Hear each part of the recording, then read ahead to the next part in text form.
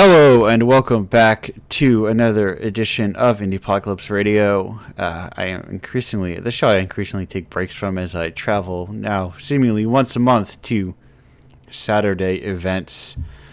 But I mean, this show in its own way is kind of like my excuse to do an event but bring it here. And this show, of course, being Indiepocalypse Radio, somewhere between that post-con hangout and an interview show, I'm Andrew, the host of said show, editor, etc., of Indiepocalypse. Indiepocalypse being, of course, that monthly curated anthology thing. But I assume if you're here, you probably have an idea of what that is. This thing that's existed for far too long, almost at this point. It's very odd to exist for so long. But speaking of existing for so long and working on games for so long, we have a guest here. For in the context of Indiepocalypse, from issue 57 with Be Not Afraid But Run. It's Alex Stamos. Alec, how are you doing today? I'm doing all right. I'm doing a thing where I'm like, let me go back to your earliest 2016, 2015. I was like, what is your earliest published work here? Actually, it goes back a bit further than that. Yeah. That's just stuff that's on Itch and Steam, but I was putting out freeware back in like 2008 or so. Yeah, so like way back, now here's do I have on my hard drive in my folder called Indie some stuff from 2008 of yours? Who knows? It's possible. If you're hanging out on the TickSource forums, you might. I was around that. I was lurking around all of those like indie spaces for like decades, So who knows what I've accumulated over the years? But yes, no, that is a while, I've been at this for a while. But important question, as I use for marketing, as someone else who is my marketing question becomes less useful as someone who has also been around for what is becoming a while. How did you hear about Indiepocalypse? I think I saw it first on social media. Okay. Probably on what was at the time Twitter. Yes. Okay. So it's just the natural. Now, I don't like when people say social media because that means I got to use it. Because people theoretically find stuff there, but. And so, if people who are not aware, what is in the context of this work? Be Not Afraid But Run. Be Not Afraid But Run is a arcade style sort of infinite run and gun with procedurally generated. I guess the term would be the sort of biblically accurate angel look. Yeah. Composited together of various eyes and wings and mouths and teeth and such. And each component sort of has a different attack pattern attached to it. So it's a sort of a boss run game where you're running through this abstract space and trying to defeat these angels and survive for as long as you can and get a high score that way.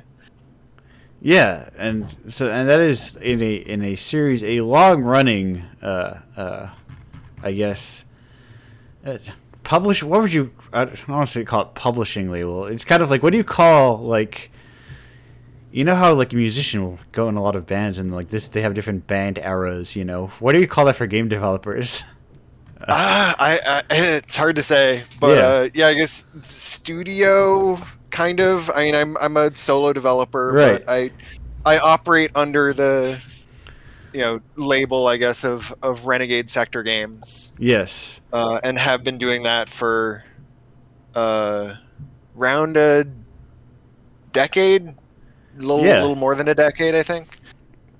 I forget exactly when I started using that label, but no, I somewhere around 2010. Yes, I have seen it for a while. I probably have, and it probably exists in my giant. I'm always surprised when I have my giant itch playlist of 9,000 games. of Yeah. like, oh yeah, like someone submits something like, oh, I added their game like 5 years ago or whatever, or Yeah. Yeah.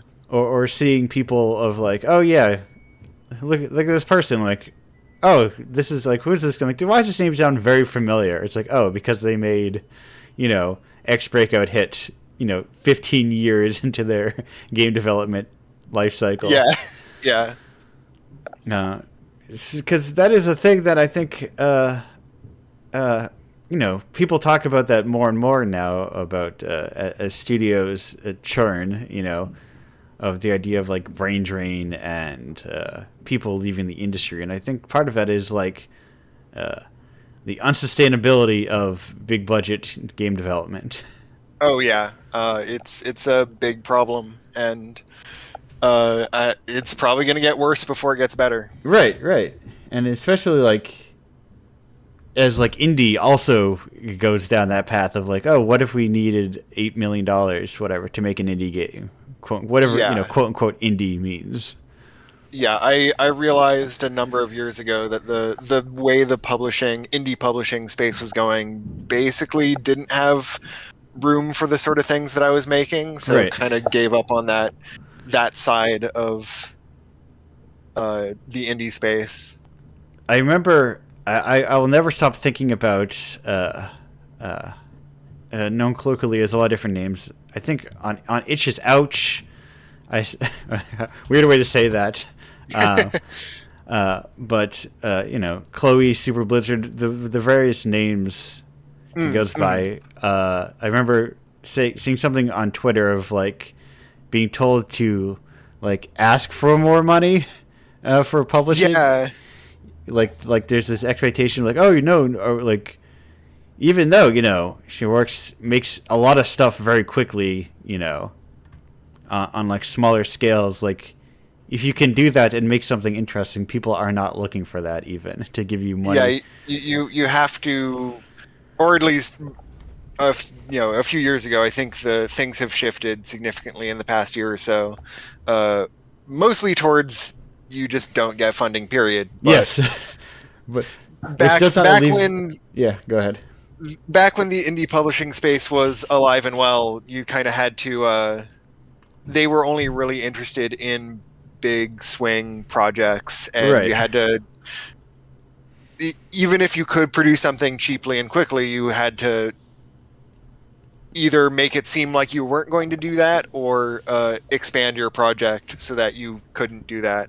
And neither of those were really what I was interested in doing. Right. It seems And counterintuitive in a lot of ways of like. yeah, and I would read stuff about people's experience with the indie publishing space. Um, Shout out to Xavier Nelson, uh, Yeah. who put out that article about just the nightmare of dealing with indie publishing, and the amount of time and effort it takes to get an indie, or took to get an indie publishing deal. I could make multiple games in that time frame. Right. Like it would be actively setting back my development pipeline to try to get a publishing deal. Yes. Uh, To make so your. it never seemed quite worth it, even though it probably was worth it in terms of money coming in. But then you also have to then deal with the publisher taking their cut at the back end, and Right. that's a whole thing. Right, and then you have to worry about like, oh, is this thing I make going to be like, you're spending you're spending then like 4 to 5 years on a single project to make it to this publisher's scale, and then what if it doesn't succeed? You're like Yeah, you're like, oops, I guess now what do I do? yeah, because something that I've been really big on is the fact that I think one of the biggest problems with the indie space these days is how much focus is put on people's first games. Yes. Because it's the pipeline nowadays is get a big project, or again, when indie publishing was still functional, get a big project together, like sort of have your first game out of the gate be this big swing project that you're then working to get funding for, and then hoping it's going to be a big enough hit to sustain you. And you're going to make so many mistakes with your first project, Yeah. and it's going to be less interesting than what you could make on future projects, just because there's more of a okay, can I even make a game to begin with quality to it? Whereas once you've got a few games under your belt, you've got the sort of competence and confidence to experiment a little, make something a little weirder, and so there's this absolute stream of very technically competent games Yeah. that have been well funded because they got publisher funding, that took a lot longer than they needed to because they were made by inexperienced teams, and played it safe because A, that's how you get publisher money, and B, that's what you do when you're making your first game. You just try to make a game. Yeah. And so and then what happens is, because of those publisher deals, the game does well often, but it doesn't do well enough that the developer has the runway to then make a second game. Yeah, yeah. Uh, There's. I've said on the show that indie publishers are built on the bones of single game studios. yeah, absolutely. And I mean, obviously there's some exceptions to that, but I Yeah. also think it's very telling that a lot of the most exciting indie games to come out in the past decade have been the developer's second or third or fourth or fifth whatever game, not their first game. And also a lot of them have been made outside of the publishing space. Yeah. And that's. You're sorry. Go ahead. One of my, I think Into the Breach Yeah. was absolutely revolutionary in the turn-based tactics space. And I don't think they could have made that game as cleanly and elegantly as they did if they had not previously made FTL. Right. And And who knows what else before FTL? exactly, yeah. When Cactus broke onto the scene with to the wider populace with Hotline Miami. Yes. That is coming off of the back of something like 50 plus freeware games that he had made I over talk the course of endlessly a few about years. Early aughts being like, oh man, we play this Cactus arcade thing, and this Cactus guy is doing some cool stuff. Yeah, Cactus was a big influence, both in terms of the types of games he made, but also just in terms of the pace that he made games at. And to kind of wrap it back around to Be Not Afraid But Run, that was my sort of attempt to make a late 2000s era like TIG source game. Yeah. But because I was making games back then, but they never really took off because I was still learning how to do things. So it was like, now with a decade and a half more experience under my belt, can I make a game in that style, the sort of thing that you would see on the TIG source front page back then? Yeah, because there were these like design aesthetics and the interesting things of like having forums, which are like infinitely smaller than social media, is that you can have like something can be like TIG source core, so to speak. Yeah, absolutely. And it's weird to think that we're now far out enough from the freeware TIG source boom that it is now a nostalgic era that we can make games in the style of it, especially considering TIG source was, a lot of those games were very nostalgic for the 90s video games, late 80s, early 90s retro games, and we're now as far away from that as they were from right. from their influences. there are people making games who were in the same way. There, some of those people were probably born after that era. There were people born after the Tig Source era, Yeah, making yeah, games, certainly.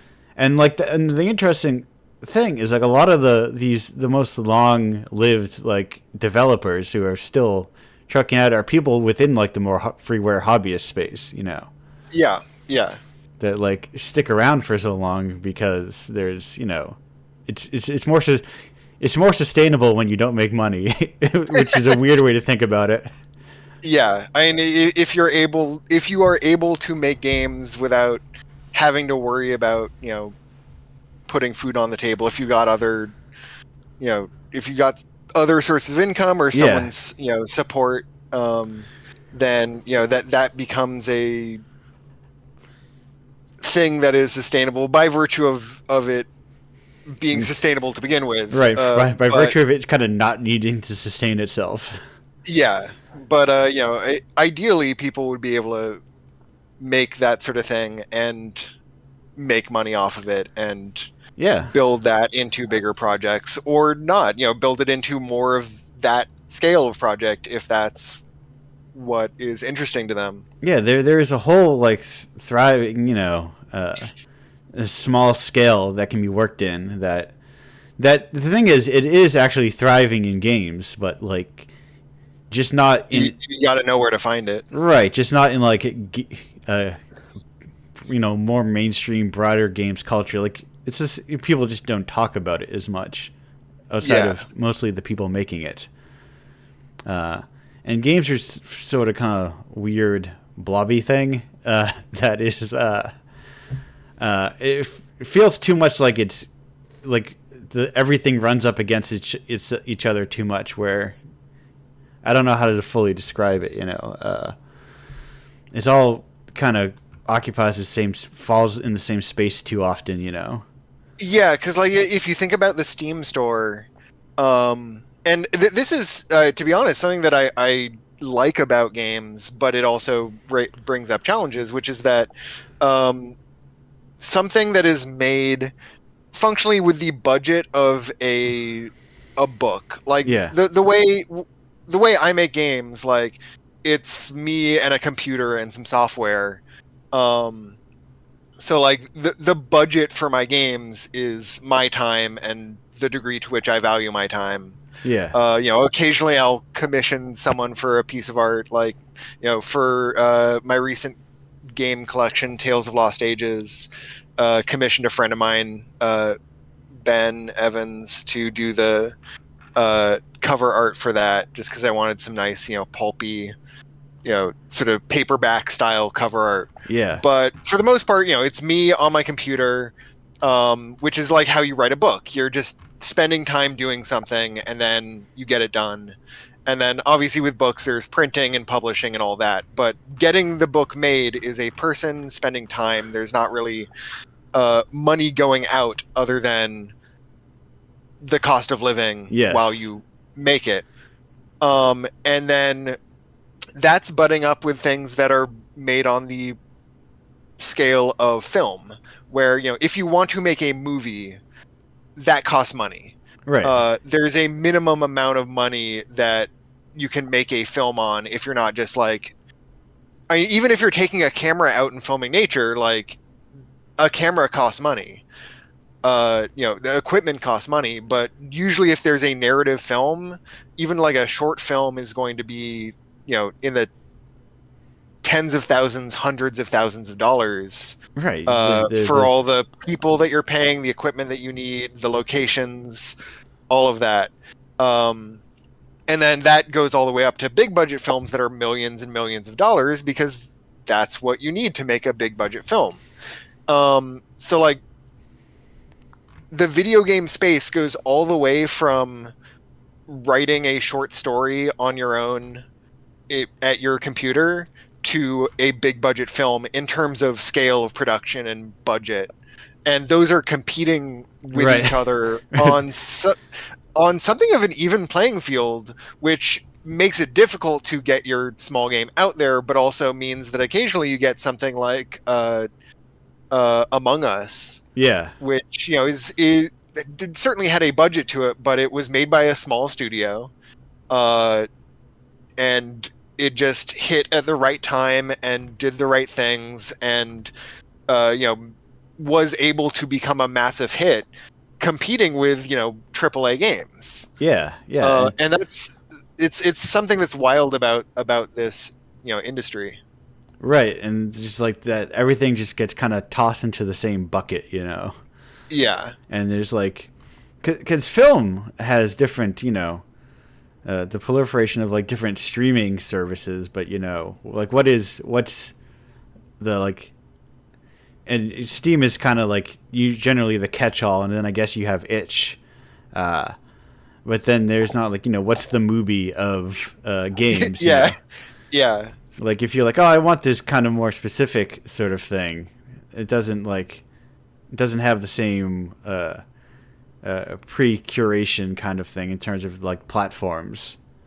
Yeah, absolutely. And to add to that, there's also the fact that there's functionally two different markets for games. Yeah. There's games as media, where it's a piece of entertainment that you play from start to finish, and you can play it again, or you can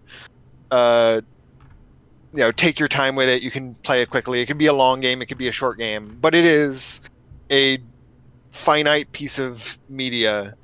And then there's games as hobby, where you have forever games, where people will pick up a game and that just becomes the thing they do every day for an hour or two after work or whatever. And the idea of buying more games is either not really in the question because they have their game that they play, or kind of orthogonal to that, where they'll take a break from playing their main game to play something else if they really feel like it. Right. And some of those people might even not consider themselves as someone who like plays games. They're like, oh no, it's like, no, I just play Civilization every other day or so. I don't really play games. Yeah. There's people for whom playing games is they play Call of Duty, they play Civilization, they play Binding of Isaac, and this is on both the indie and the mainstream, or indie and AAA side of things, but definitely AAA has been pushing this more with the whole games as a service thing, where the market isn't games competing with each other. It is you're not spending money on other games, you're spending money on the game that you play. And people who play that game are then kind of out of the broader game market and aren't really interested in exploring more games as finite media, which is an interesting thing to have to reckon with. In an industry where, like, in addition to it being books and movies competing on an even playing field, it's books and movies and going to a casino. Right. It's an odd thing that I say every time. It's odd that we call these all games and they consider them all to be the exact same thing. Yeah. When they're like so like disparately different from each other, like they're not really the same thing, Yeah. They're just like happen to be all piece. Like the easy analogy is not all written word is literature. Sometimes it's poetry, sometimes it's short stories, novellas, autobiography. Like it's words on a page can be any number of things, but every digital thing you interact with is a game, I guess. Yeah. And it's odd. Yeah, it's definitely a weird space to navigate, and I mean, there's benefits to it as well, because like again, you are kind of, there is this space now where you can kind of compete in the big leagues, as it were, as an independent developer, but the flip side of that is you have to compete in the big leagues as an independent developer. Yes. And usually you still have to kind of make something that looks like a video game. Yeah. You got to still make sure it's not like don't bring your art around here usually. Unless it's a puzzle platformer at the same time. But Alec, I have two important questions for you as we approach the end of our believe it or not, the end of our segment here. Ah, time Uh, flies. it does. 20 minutes turns out in the grand scope of time is very short. Uh, but two important questions. The stock Indiepocalypse questions. First of all, what's your favorite type of rock? Uh, Tourmaline. Okay. And secondly, do you have a favorite Toho character? Uh, I'll have to think about that. I need to remember who's under the Toho label. Okay. Oh, sorry. Sorry. Toho, as Actually, in sorry. That yeah. Yeah, I just realized we're talking about two different Tohos. Yes, we are. Because I was Yes. about to be like, is Godzilla a Toho character? Yes, but no, not the one I'm Uh, talking about.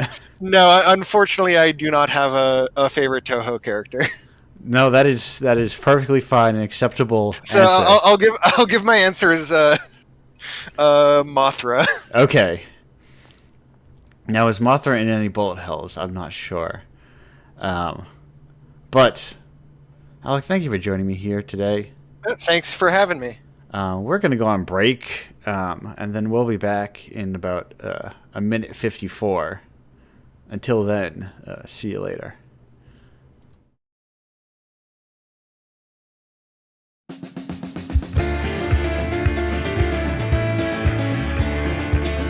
Like any strong young poet would, he packed his bags for Region 10. I guess now I know him less than I ever knew him then.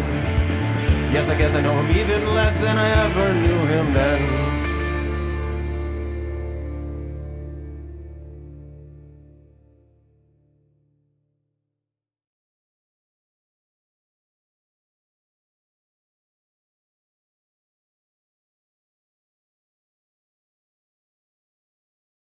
Hello, and welcome back to Indiepocalypse Radio. That was, of course, Silver Jews with Aloysius Bluegrass Drummer. We are back here with our next guest of the show, who you may know from, is it 56? Yes, it is 56. With Cow Life Sim RPG. It's B. How you doing today? Hello, I'm doing good. You? I'm doing great. Love to... I'm angling. How do you become one of those people that gets invited to a bunch of conventions as special guests and VIPs? How do you become one of those people? It's something I've been thinking about.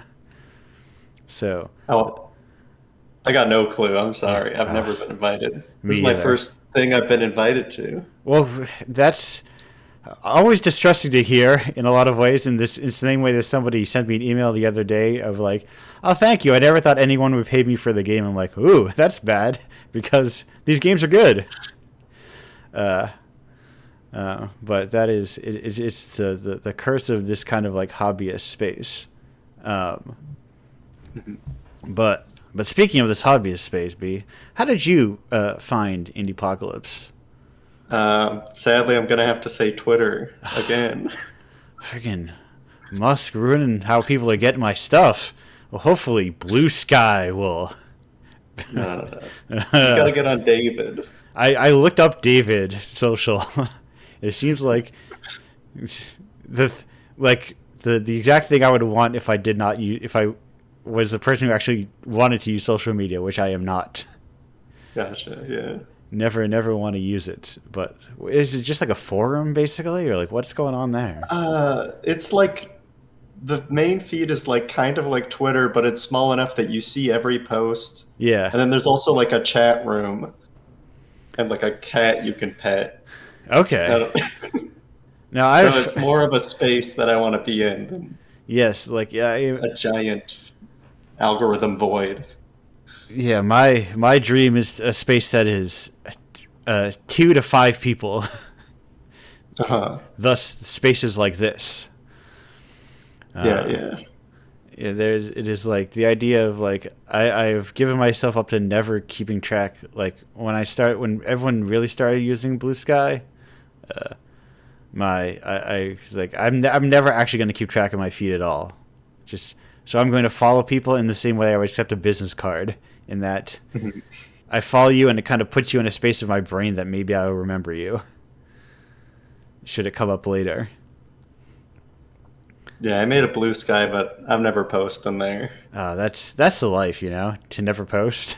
Like when I collected like social media stuff for posting, and I saw more and more people just not having any handles. I'm like, that's heaven to live that way. Unless you like need, I guess it's like assuming you also have people like, I can just have people around me that I can hang out with. If like the online equivalent is that, where I imagine like that's where your daily socials come in, or your quiet little Discord servers. Mm-hmm.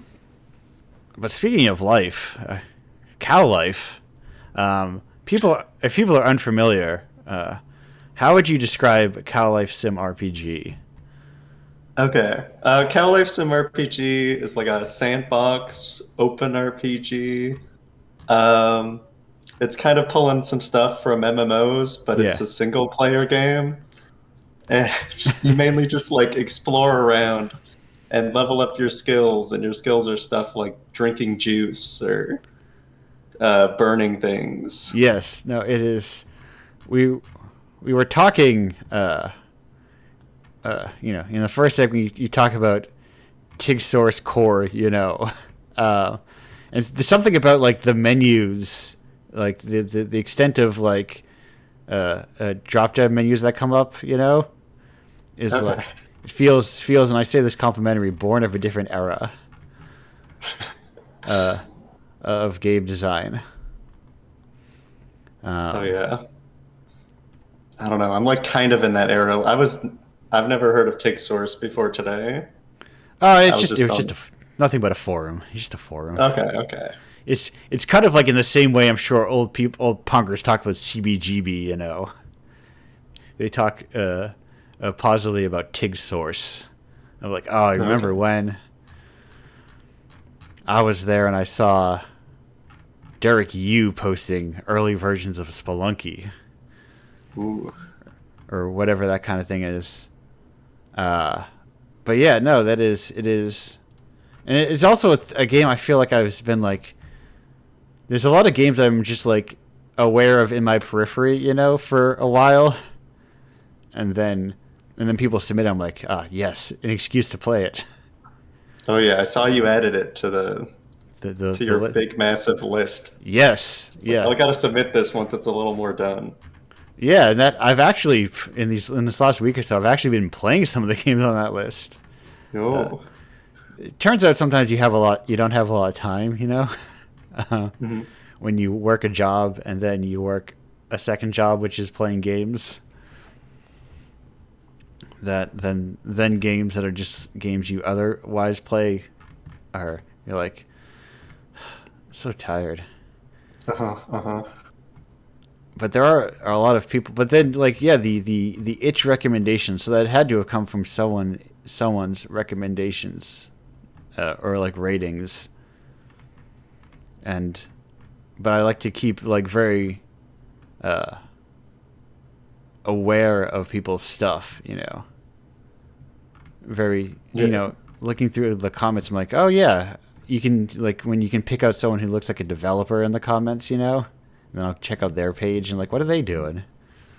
Oh yeah, absolutely. I've done that. Or it's also very fun too. Like, I recognize a lot of these names. Just going through Calcium Life. The most recent comment itself was past episode guest Move Hook, Pock. But that is anyhow. Oh, they play a lot of stuff. Anyway, I'm falling down this weird path of like, who are these other people's stuff? But so what got you into game development? What got me into game development? As a kid, I just decided at some point that I wanted to make games. So I started making a bunch of games in PowerPoint. That was the only thing I knew. So is that like branching choice, or is that like what is a PowerPoint game? So as a kid, I'm sure I could come up with more to do now, but Right. as a kid, there was like two gameplay elements. It was branching choice, or you can make squares and then have it so if on hovering the square, it takes you to like a lose frame. Okay. So it'd be like the mouse mazes kind of Yeah, things. yeah. And then you could do some animations to have the squares move. So you could kind of make a little bit of a dodging game with your mouse. Yeah, so the important question is like, why do we need Unity really? Yeah, absolutely. That is, like a lot of times when people used to like, talk about engines, I'm like, who cares about engines? They're kind of, they all do different things, but if you want to make a game, you kind of make it anything. Yeah, yeah. I Just- don't know. The engine matters to me just because it's like hard to do things. And if I Right. don't click with the engine, it's like, oh, it's hard to work with this. Like for me, it's easier to make a game in PowerPoint than Unity by a lot. Right, I'm right, glad, right. I'm glad Godot's clicking with me because I was on like after PowerPoint, I did a bit of Scratch and then I did Flash for a while. And Flash clicked with me and then it started to die, so I tried Unity and it didn't click with me. Right, That was right. rough. Yeah, because I often phrase them as like, think of engines as like instruments, Hmm. and like sometimes they do what you want to do, or sometimes you're like, this bassoon thing, I don't understand what a bassoon is. I don't want to work in it. But Yeah, like for Unity, I think a big thing is like you go into it and they're measuring everything in meters, and it's like I draw pixels. I right, want things to be in pixels, please. yeah, that's like right. That's the oddity of like. I remember doing like a game jam at some point, like a global game jam, and they were like, it was like a puzzle thing, and they were using like Unity physics, and I was like, wouldn't it make more sense to just to operate on units, Hmm. just like, but it like it's built for like it's not built for that kind of thing. It's built for like 3D sort of Yeah.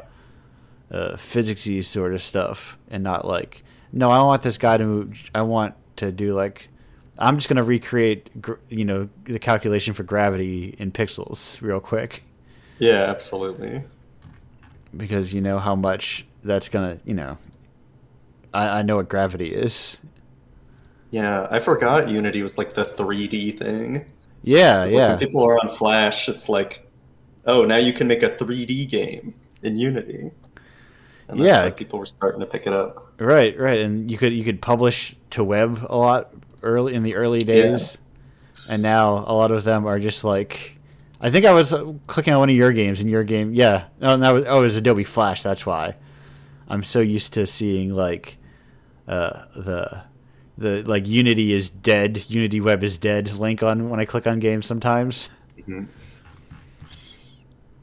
because it does not have longevity, No, no.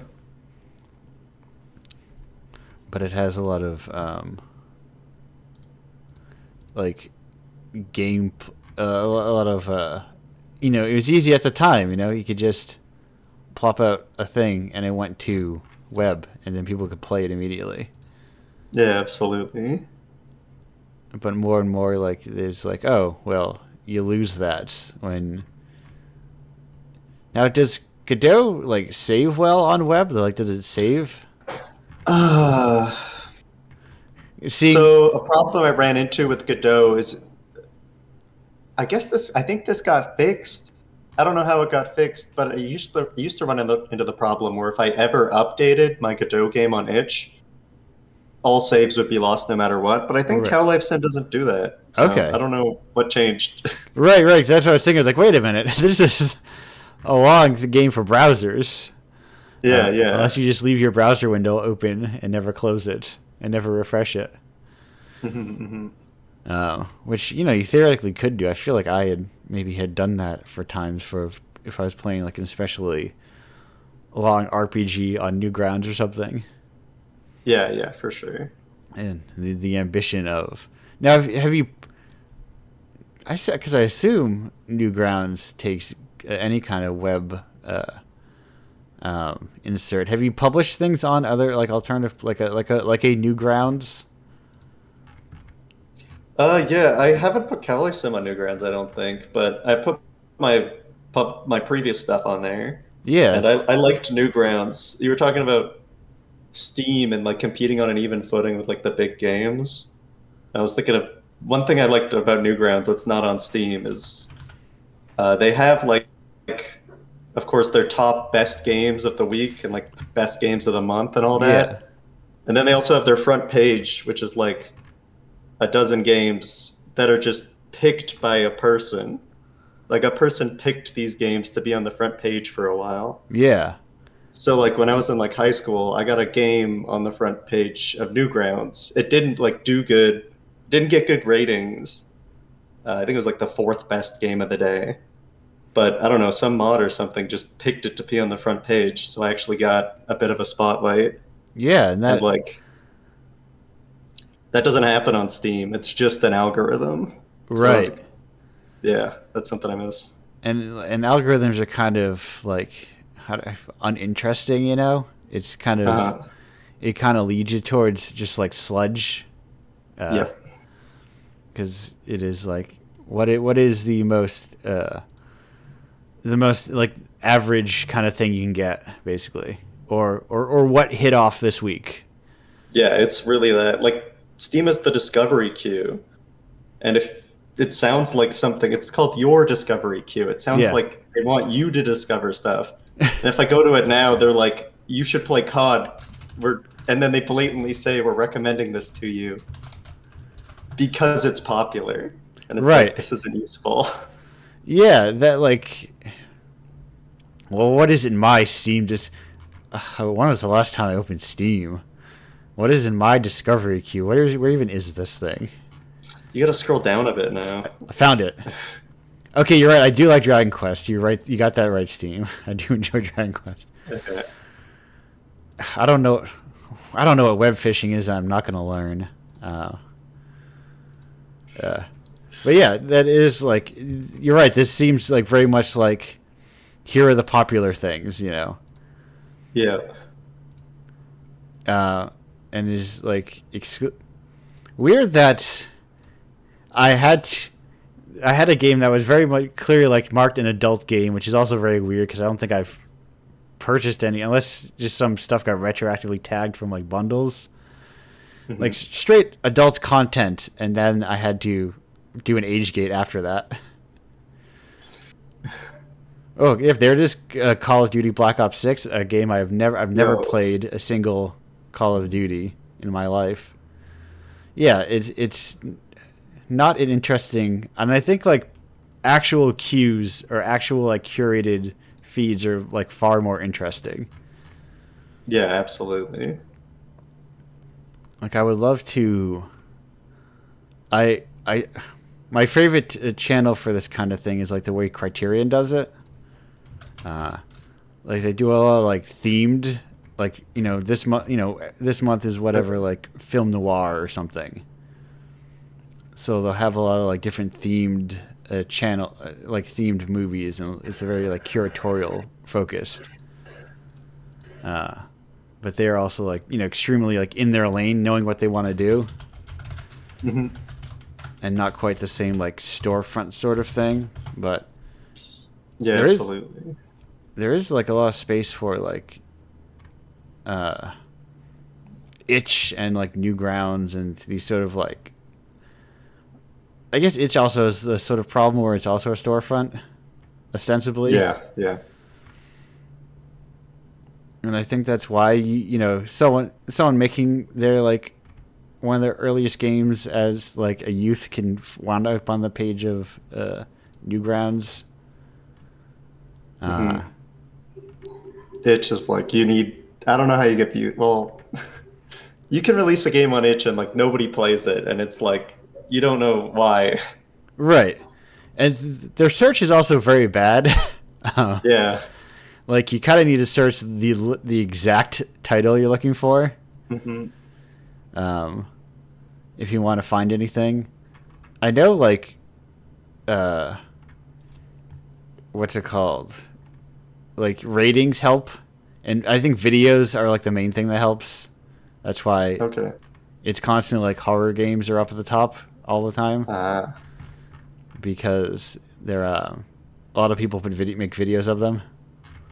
Okay. Yeah. So it's like, yeah. I mean, the traffic's coming from outside of itch. I guess that's you need like a jump start of that. Yeah, yeah. I'm not sure like, but it has got to be people adding stuff to it. It's got to be like a big part of it.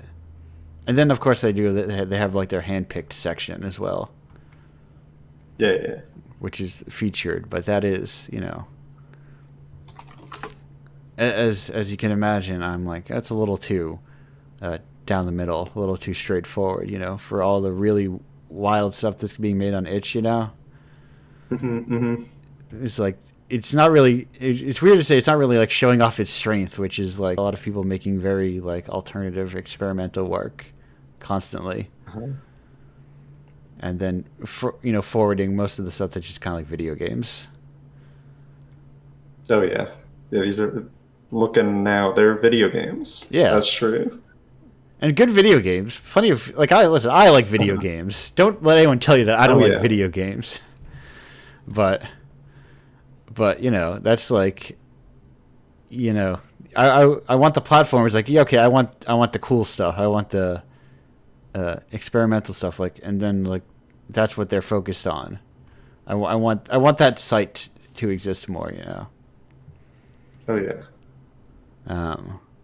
Where it's like, yeah, of course I can get whatever Wilmot works it out anywhere. But I want stuff that's like I feel like I need to get only here. Hmm. But that is all to say. There's a lot of stuff going on, and speaking of stuff, I have an important question for you. As I glance down Okay. at my little red circle with the time next to it. Okay. Okay. So you prepared. You've had at least 3 minutes maybe to prepare, but then I started talking to you. What's your favorite type of rock? Oh, it's got to be valuable jewels Okay, that you can like see through in their cool colors. right. Oh, that you could perhaps like reflect coolly onto a wall. Yeah. Yeah. All right, perfect. And now follow up. Do you have a favorite Toho character? No, I guess the apple. Yes, the titular apple. That's bad. Yeah. I don't know if the apple has a name. I've never actually researched that. Now that I think about it, what's the deal with that apple? They're bad. But it is a good thing to know if you like rhythm games and you go to an arcade, you want to play a rhythm game, and if you know Bad Apple, you're set Mhm. It's there. because they all got it. Because it's developer agnostic. But that said, B, thank you for joining me here. We're gonna go on a break now, but then we'll be back in about 2 minutes and 35 seconds. All right. Thank you for having me. Glad to have you. Goodbye for now.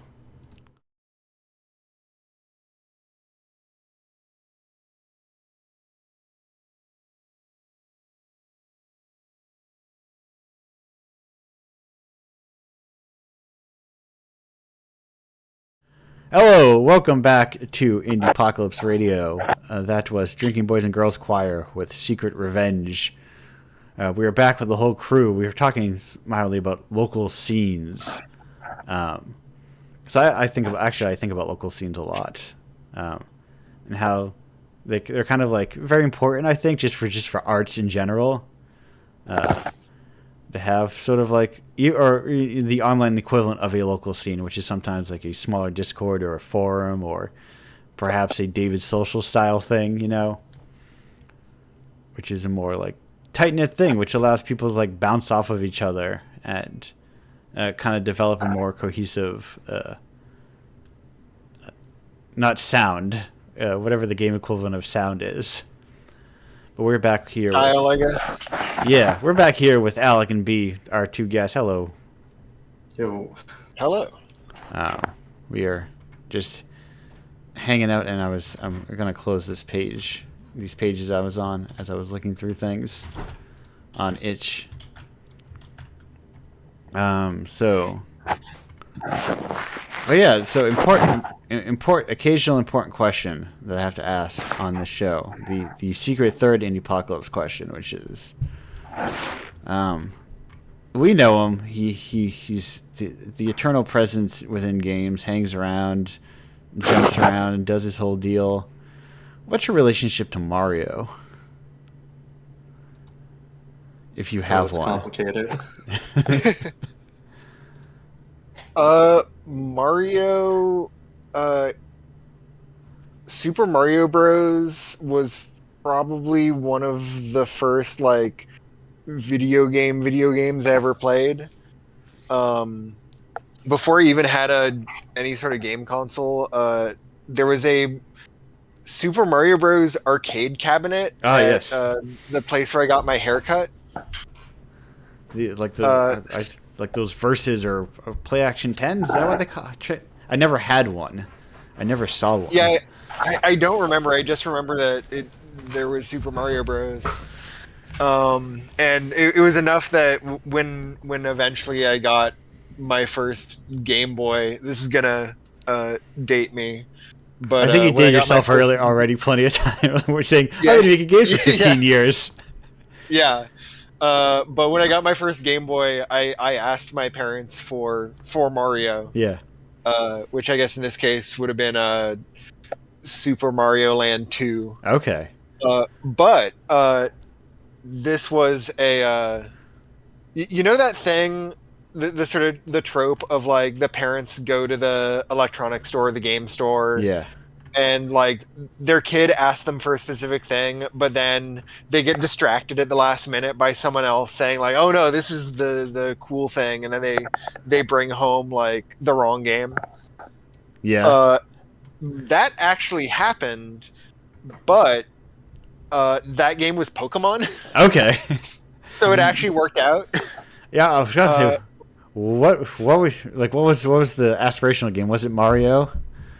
Yeah, I wanted Mario. They were like, they got Pokemon because they overheard like another parent at the game store saying like, "Oh, Pokemon's the new hotness." Probably not using those words, but Yeah. they got me Pokemon Blue Edition, and they were like, "If you don't want this, we can return it and get you Mario." But we heard this game's popular right now, and so I gave it a shot and then enjoyed it because it was Pokemon. Yeah.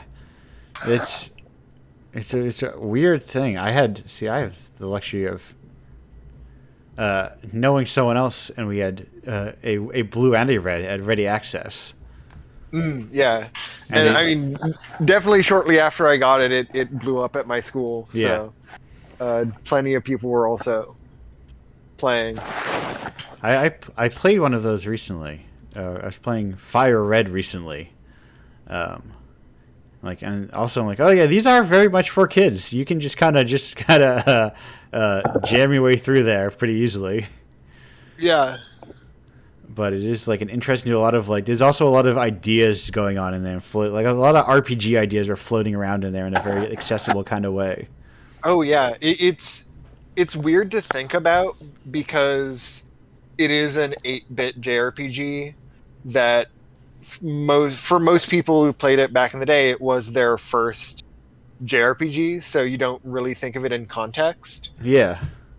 But it came out in the late 90s, which makes it a contemporary of like the Squaresoft Renaissance. Yeah. Of like post Final Fantasy VI.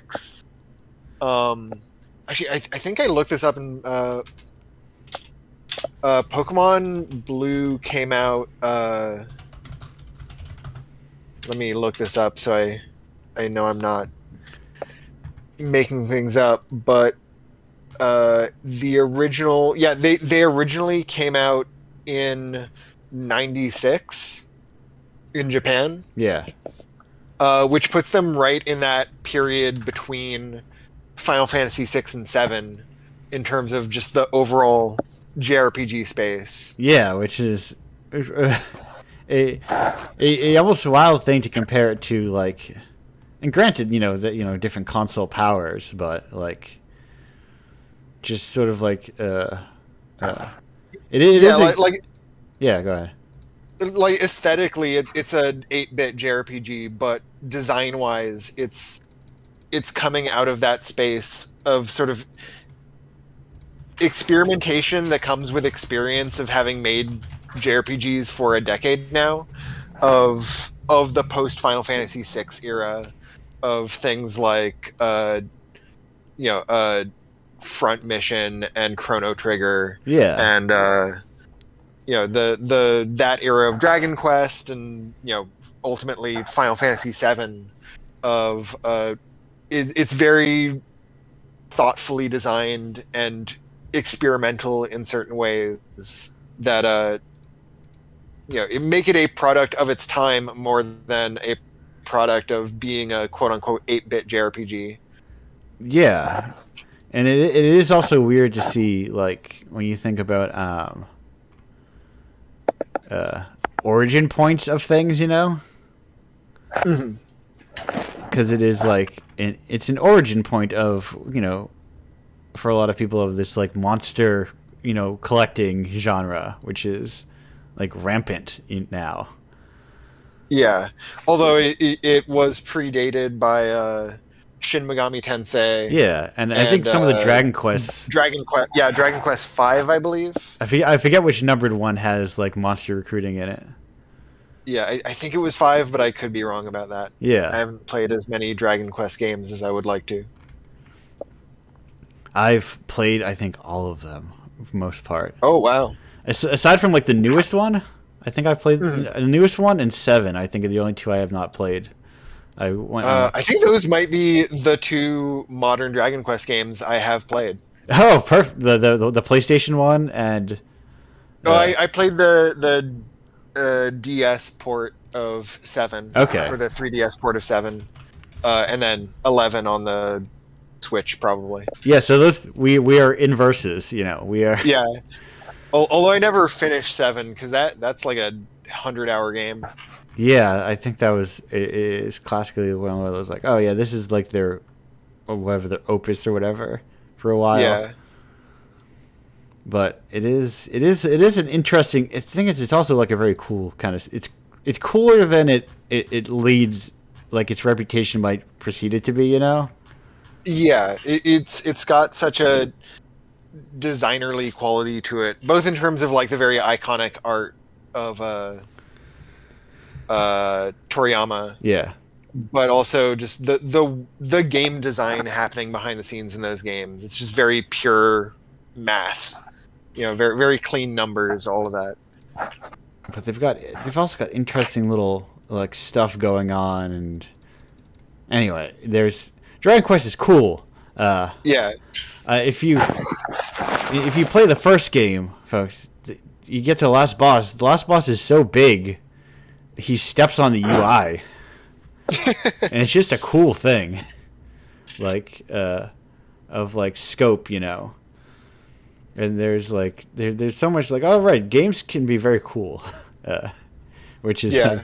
the very reductive way to say that, but like there's a lot of stuff that can be done within games, unlike, and then also that they've always been doing cool stuff.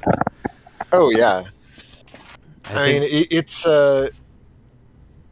hard to go back to like pre-NES games after a certain point, but there's so much neat stuff from the Atari era. I was playing a Vectrex game the other Ooh, day. That nice. was like cool as hell. Yeah. Like it had like just like the design of it, like, oh, this design is neat. It's like, man. And I that's why I get obsessed with like game preservation history a lot, and like Yeah. like how the canon is very boring, I guess. Yeah, there's so much more that in game history that doesn't get talked about just in the most of what get the narrative of game history focuses so much on just like you go from Atari to Nintendo, and then Nintendo, all the way up to like the current era of like Yeah. Sony, Microsoft, Nintendo, which is treated as like the end of game history. Yeah, I get I'm doing a pledge drive segment in which I theoretically excise it from my brain, but I think a lot about that GQ list, of games,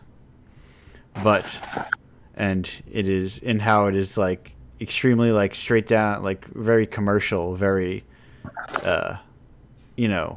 average, and how it misses. Like when I looked at it again recently, I came across the realization that like it does not have Yume Nikki on it, of this theoretical consensus list of these top 100 games from people, from like developers and critics, and it's like, how do you? It's like, how do you make a list that does not have that? Yeah, and it's also so hard to make a list of 100 games Right. that is in any way comprehensive. No, and you'll never make a list of 100 anything that is definitive. But Yeah, I often think of like, well, they should be interesting at least, and feel like they don't have any glaring blind spots. But this actually kind of circles onto one of my pet issues in games, which is games are just too long to have a serious critical like the critical understanding of games is held back by how long games are. yeah, I've been playing games through using like retro achievements, Mhm. and like they're like using their weekly and monthly like challenges and that kind of thing as a way to guide me through games. And there are some games where like I will get the requisite achievement and I go, I think I've played enough of this game, like I don't think anything else is going to come out of this game that is like meaningful to me. A little while back, I sort of set a rule for myself because I had fallen out of playing JRPGs, and JRPGs are not necessarily my favorite genre, but I find them very interesting, and I enjoy what they have to offer. But it was always a daunting thing of like, do I have time for a 40-hour long game, Right. 50-hour, when there's so many games out there that I want to get to. And so eventually I was just like, I am mentally going to categorize beating a JRPG as playing 10 hours of it. Right. Which sort of freed me up to be like, I can just pop on a JRPG and play 10 hours of it over the course of a couple weeks and feel like I got the experience out of that. And if I want to play more, I can play more. And I mean, I fell off of that because I started doing a couple years back, I decided to play through all the mainline Final Fantasy games. Yeah. From 1 up to 10-2. I'm now on 10-2, so I'm almost done with this. And I can get back to playing other JRPGs. Yes.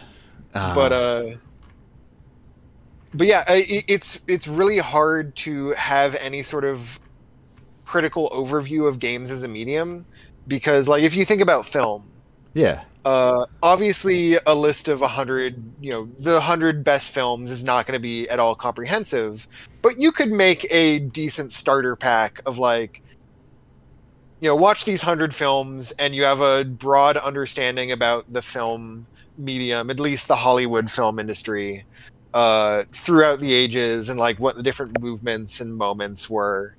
And if you made that list of 100 sort of all-time classic movies, you could watch a movie a night every night and finish that in a third of a year. Yeah.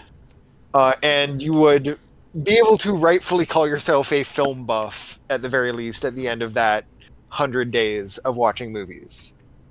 If you try to do that with games, if you spent the same amount of time playing games, 2 hours a night every night, you would get through maybe 10 games by the end of the year. Dragon Quest 7? Yeah. You would spend about the same amount of time playing Dragon Quest 7 as half of that list. Yeah, it's a thing that I do, like where I play games on the weekend, and if right now I have a pile of comics I haven't finished, but then I will watch a movie. I was trying to watch a movie a night, and Yeah. it's something you can do. Absolutely. But And if you want to understand film noir as a genre, for example, yeah, you can pick out about 20 representative movies that it won't be everything the genre has to offer, but it'll give you a good overview. And again, you could do that in less than a month. yeah, If you wanted to understand JRPGs, or if you wanted to understand CRPGs, or you wanted to understand like even something kind of narrow like character action, yeah, that is not a project that can be completed in a month by someone who is not spending all of their time doing it. yeah, absolutely. Especially there's like if you don't have like the skill barrier in some of these cases, or like Yeah. or you don't like, It is an activity that takes skill to actually do, in addition to the time investment. like hey, maybe you watch all those film noirs and you don't take away anything from them, but technically you did watch them. Yeah, like you're gonna at least have had an experience, even Yes. if you're not paying a lot of critical attention to it. And I would expect, if you're sitting down and watching the movies and not doing something else while you're watching them, if you watch enough of them, you're eventually going to start to notice things about like how they're lit and how certain repeated motifs between the films, and you start to naturally think critically about a medium if you enjoy enough of it in a row that you start to pay attention to it. Yeah. And it's so much harder to do that with games. You have to kind of go out of your way to build any sort of critical faculty. Yeah, there's also the difficulty of like, that getting curated for you. Like, well, where do I start? What is that list? Yeah. But I want to go back to B. I think I heard towards the beginning of this discussion, your relationship with Mario might have been complicated. Did I hear correctly?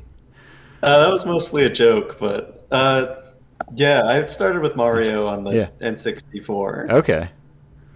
So yeah, I don't know if I have anything exciting to say about Mario, really. No, that's fine. But yeah, the other first game I got was also Pokemon, though. But I had Yellow.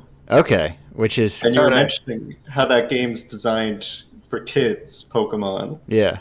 Yellow killed me, though, as a kid. Right. Well, that's the beauty, because like I think kids like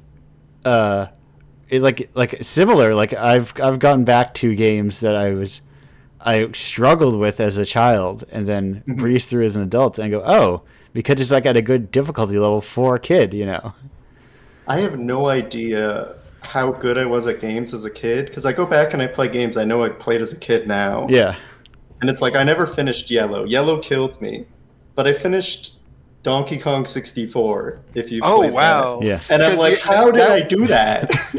that was my favorite game as a kid, and I never finished it.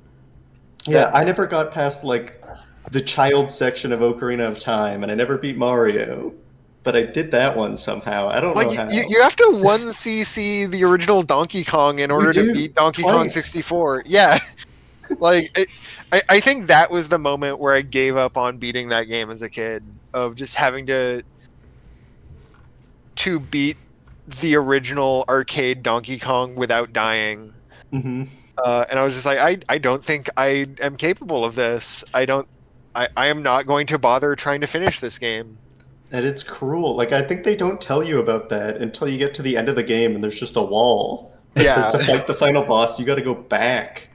And do this. Well, because that game was like I believe like the kind of the opus, if you will, to reuse the term of Rare's collectathon ethos. Oh yeah, and I mean I genuinely adored that game as a kid. Like I think that game has had a significant impact on the way I look at games and game design, and like how I approach games in general. Even though I can fully acknowledge that game's a bit of a mess. Right. But I think messes are like kind of charming in their own way. Yeah, absolutely. And it was just so full of stuff to discover and explore that there was something magical about it playing it as a kid. Yeah, me too. Especially, I hear a lot in like a lot of mediums about how you should like focus on one core thing or like one feeling, and that's like the thing you should do. Get like in game design, Yeah. and everything should like work towards that. And then I think of how I like Donkey Kong 64, Which is like, Yeah, which is like they just took everything and dumped it into a big bucket. yeah, yeah, Yeah, because I think there is a lot of room for very like a maximalist design, you know. Of yeah. Like, oh, this is a short story I can say, which is that Donkey Kong 64 is directly responsible for me getting into game development. Ooh. Right. In that, when I was like a kid in elementary school, I had a conversation with a couple of my friends of like, oh, if you could get a job at Nintendo and like make a sequel to any game, what would it be? And my friends all said things like, Zelda or Mario, and I was like, I want to make another Donkey Kong 64. And that kind of just set the seed of like, I'm actually going to try to do this. I'm going to try to, Yeah. I'm going to figure out what it takes to make a game. And I, started, learning computer programming shortly after that, and started making my own little games. And this is why we need to let real freaks have the reins of the publishing budgets, so that we can give people like you, hey, you spend 3 years making your version of Donkey Kong 64. Yeah. Massive, Finally, my dream of making Donkey Kong 65. yes, this massive bloated. You have 6 characters that all have their own unique collectibles. I do in my head have a rough design idea for a half joking spiritual successor to Donkey Kong 64, which I don't know if I'll ever actually make. But Well, no, because you need a lot of time and money. yeah. or either a lot of time or enough money to hire people to finish some of that time, Yeah, I have the idea in my head I could potentially make, but I don't know if it would be worth the time to actually make it, because it is such a dumb idea. Yeah. But if I ever find myself in the mood for that. Speaking from my perspective, I crave dumb ideas. Yeah. Or just like, ambition, or just like something that is something that somebody wanted to make. That's my only criteria. I really like in my curatorial process. I don't have a spreadsheet that says like, graphics, sound, gameplay, that I rate the games by. It's mostly vibes, and a lot of times just like, does this feel like the closest thing I have to a defining kind of criteria is like, does this feel like something somebody wanted to make? Yeah. Or does it feel like something people thought somebody wanted to make? Or does it feel like something people thought that somebody wanted them to make? Right, yeah. And a lot of times, like, that's also the games that make money, usually, because people to some extent are like, yeah, I do want my 15th deck building roguelike. Yeah. But it's like, sure, but I'm sure people will buy it, and then I'll get it 2 years later for free on Epic or something. Yeah. But it's like if I wanted to work a job, I can work. I'm working a job right now. I can. Yeah. That kind of I don't know, that the sort of desire for just to make something for its own sake. Yeah. And I think that's what sustains the hobbyist space for so long too. Oh yeah, absolutely. Just the freedom to be like, I am interested in making this thing and just putting it out in the world. Right. I'm still proud of my least marketable commercial game I ever made, which was a survival horror game where the enemies are ninjas. Yeah. I I pitch Indiepocalypse as the home of the unmarketable, you know. Yeah. I love the idea of just something that no one will ever make any money off of this.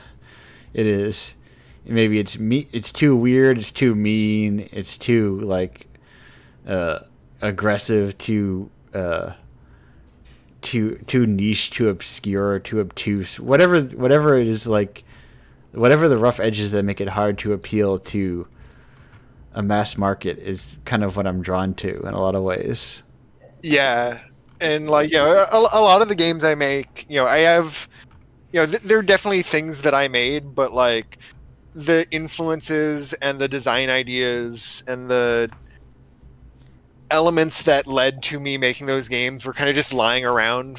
Like another person could have made Thunder Kid, for instance. Right. It wouldn't have been the exact same game, but someone could have had that idea without me having been the one to make it. I don't think anyone else in the world would have made Ninja Outbreak. Yes, and now I have important question. I'm looking at Ninja Outbreak, and of course, Steam Greenlight page. Yep. Bring it back. That was one of my during the Steam Greenlight era. Now I have an important question. Did you ever make that Mac version?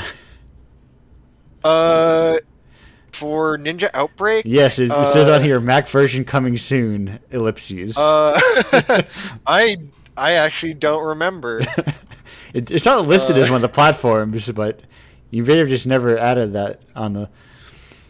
No, I'm not gonna. Yeah, I suspect I didn't, because that was I made that game in Flash develop.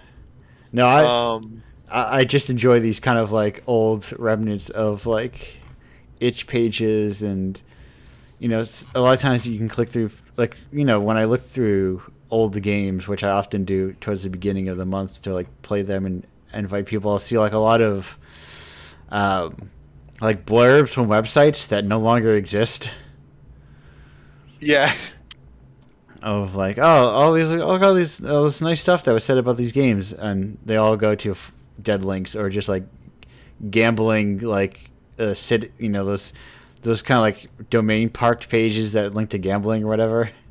Yeah, the internet is a little less permanent than we were all led to believe. Yes, that's something I've heard on other podcasts of like, people acting of like, in a way regretting that their like terrible like tie-in ad whatever sponsors their SpawnCon will live forever on the internet, and then they're like, oh wait, now these things are gone actually, and now I kind of wish I had them. I mean, it's weird thinking about this, and B, I'm sure you can relate because you also worked in Flash. Mm-hmm. But like, it's weird to think that I've been at this for about a little over a decade and a half. And it's weird to think that some of my games are now lost media, because I did work in Flash, and Flash is no longer a viable piece of software. And like, some things are available online that can be emulated and such, but some things that I made in like Adobe Air that now just have Adobe Air installers, you would have to do active work to get to run in the modern day. And there's just some games that I have made that I have like the code for just don't exist in any sort of form that anyone could play online, unless someone like has had it already downloaded and can share it, person to person. Which is weird to think about because when I was putting out games, I always thought about it as like, this is online, it exists forever now. Yeah. Now I have games on my computer which I think do not exist anymore online. Yeah, I would not. I would not be surprised if I have a number of lost games and don't know it. Yeah. It's weird. But And like there were a couple of games they released as part of like Kickstarter bundles for other developers that just don't exist anymore. Yeah, that's part of why I also want to I release things physically. Yeah. So they just kind of like float around forever. As these sorts of like this like, oh yes, a thing that somebody could hand to another person, or that somebody could like find like in their house some point, like, oh look what have I got here, and people could like copy that floppy. I feel that a lot too with how many games are live service games now. Right. Oh yeah. It's like those are truly lost. Like the first version of every like MMO or live service game, it's just gone. Right. Yeah. Like WoW Classic is funny in that it's caught up to so much stuff. Like now, do you have to have WoW Classic Yeah. if you want that original version? Like, yeah, like games that are fundamentally like, when I played Final Fantasy 14, which is that the MMO one? Yeah, it's one of the MMO ones. There's 11 and 14. Yeah, so I played 14 like when it came out. Oh yeah, and that got completely reworked. And that doesn't exist. That game also doesn't exist anymore. Yeah. Yeah. Or there's even if the game is successful and it's still running, it's a different game now. Yeah. And I think like there's things we realize that we're coming to realize more nowadays, that we didn't realize when we were, to show my age, I did not, you didn't realize you get patched versions of games that were on cartridges, Yeah.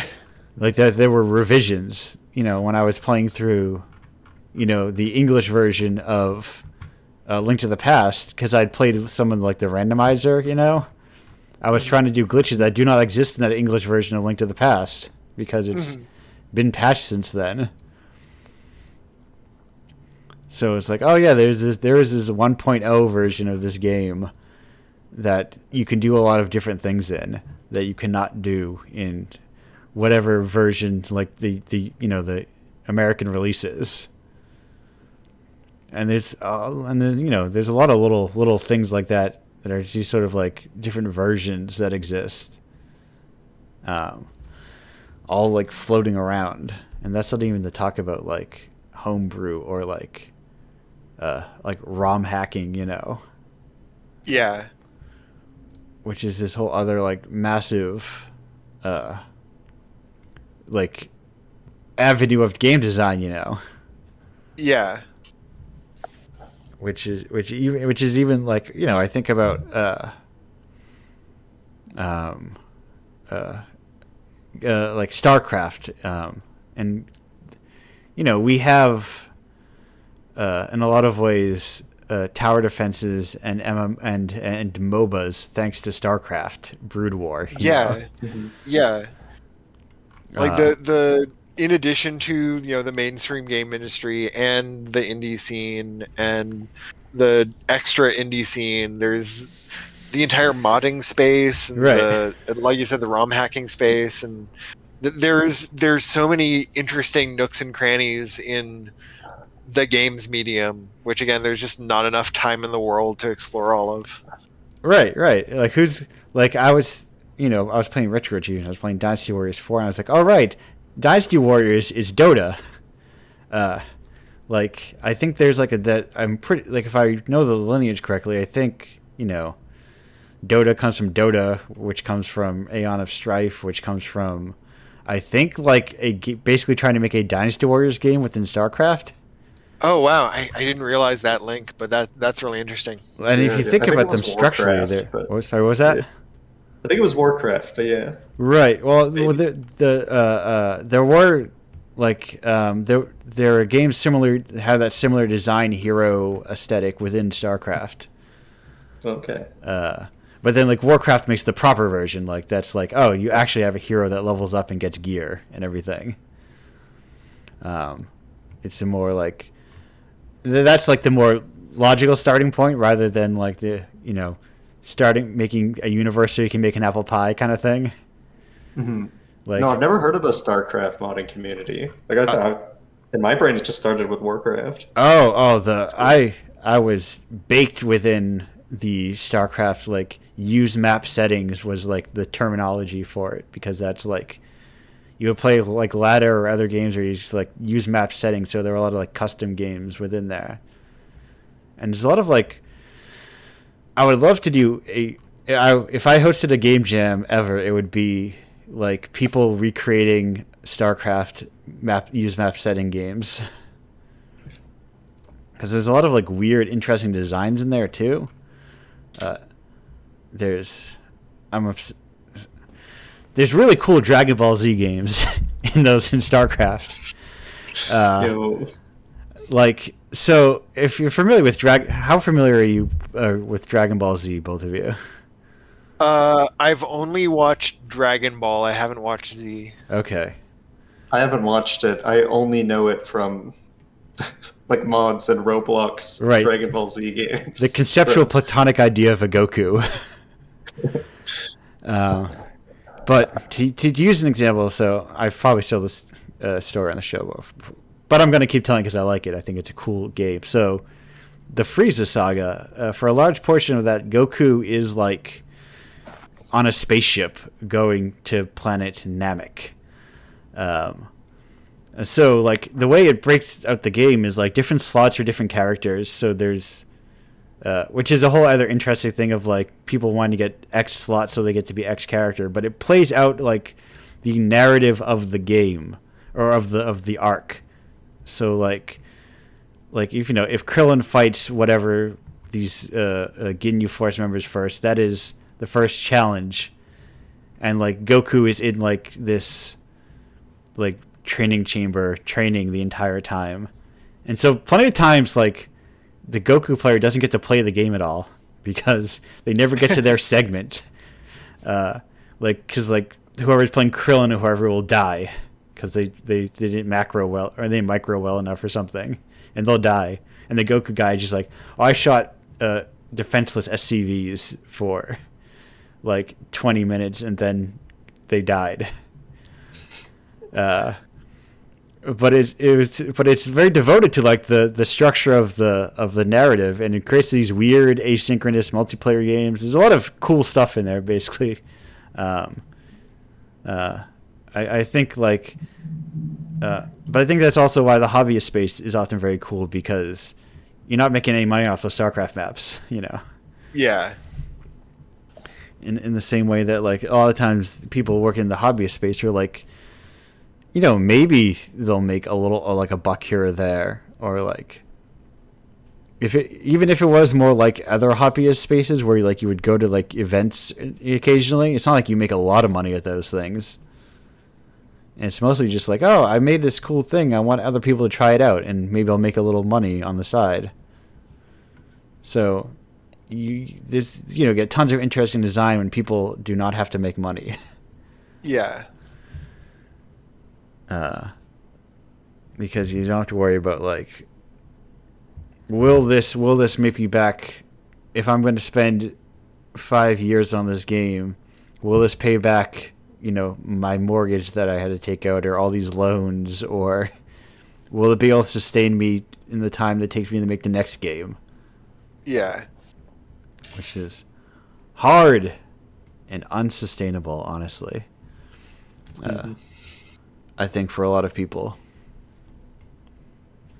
But speaking of unsustainable, this show and my hunger, my hunger mostly. Speaking of our hard outs for hunger, Yeah. As I start to wrap this up, does anyone have any last minute crucial statements or questions as I begin to wrap it up?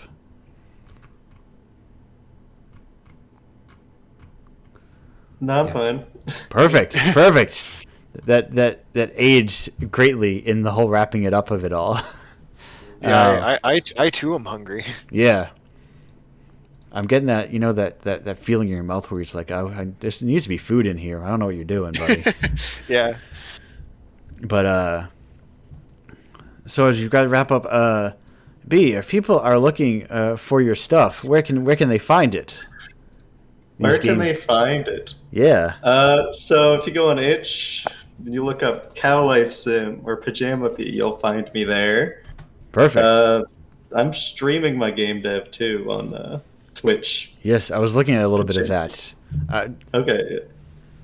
Or So yeah, seeing. I'm starting to work on an MMO if you want to follow that.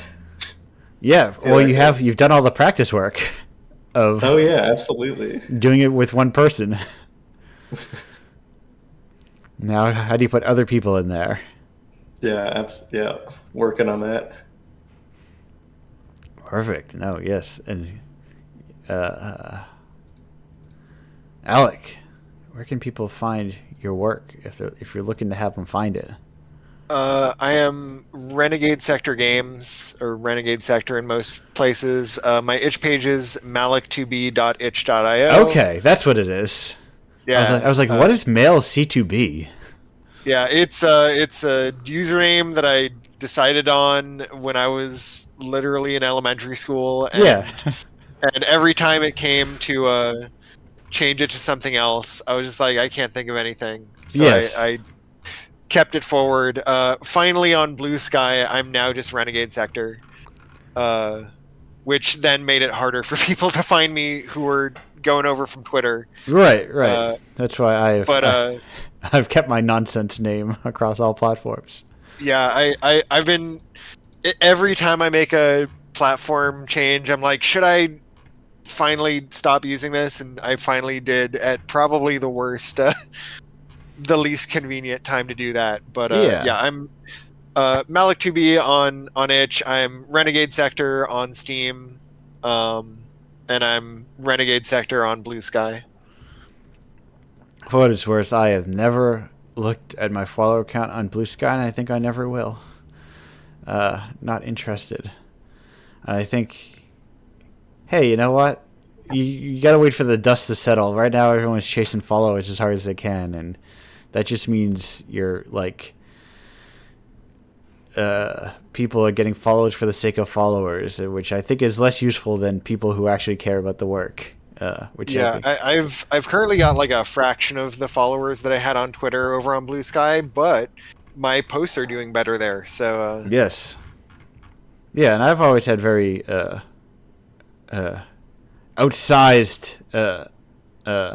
If you use the Patreon as a clear example, outsized success compared to my follower account, because. The curse of being the developer's developer, so to speak, Yeah, I know that. Of like, wow, a lot of very cool developers that I look up to follow me on Twitter. Yes, but like they only have so much money. Yeah. That is these I get very I have the that's also why I started this, and this of course being Indiepocalypse. If you like Indiepocalypse, go to indiepocalypse.com. You can just purchase it there, or also on itch as well. If you just search Indiepocalypse on the damn internet, you find it. I'm the SEO king of Indiepocalypse at this point after doing it for 5 years. So if you want to find it there. I'm Pizza Franks on social medias, but that just means if you really want someone to tell you about Indiepocalypse or this radio show 2 or 3 times a month, you'll find it there. If you would like to submit your game, of course, indiepocalypse.com/submit/Patreon is the Patreon /tape will get you those aforementioned physical versions, and I also do physical versions of like everyone or anyone else is perhaps a better way of putting it, game as well. And I have a month, including a curated monthly tape club that just changed over on Wednesday to be a Pushimo and a Pico 8 octet. By sometimes goes by Pico Pop, sometimes goes by Brook. It's a cool collection of Pico 8 games, experiments, tweet cards, art pieces, and that's like my first foray into like trying to publish like quote unquote short story collections, in this physical format. Trying to where I can inject a little bit extra cash into the indie dev scene, because I hate doing promo, and I imagine a lot of other people also hate doing promo. So if I hate it a little bit less than everyone else, that's the curse of the indie developer is becoming good at marketing. Yes, my overarching philosophy is that I have $2 more than everyone else and hate marketing 1% less, and that's what it takes to be in this platform, I guess. Yeah. But that all said, thank you both for joining me here today. Glad to have you. Yeah, thanks for having us. Yeah, glad to be here. Glad to have you on the show, in the zine, and just generally as developers making stuff. I get a kind of a warm feeling about 3 times a month when I scroll through, when I'm like updating the itch page, or like, because I just set up the zine for where I was working through the zine page for 59. I was scrolling through 59. I was like, man, these games are good. People make good games, and like I wish a lot of people played all these cool games. That's it. If you're out there, play cool games. Follow a lot of people on itch and see what they rate, and then play those games. Be the kind of like unrelatable person in your friend group who just experiences a lot of games that none of your other friends do, so you can't talk about anyone with anything. But you can occasionally be like, oh, have you heard of this game? They say no. You go, let me tell you about it. But that all said, thank you, everyone. Goodbye.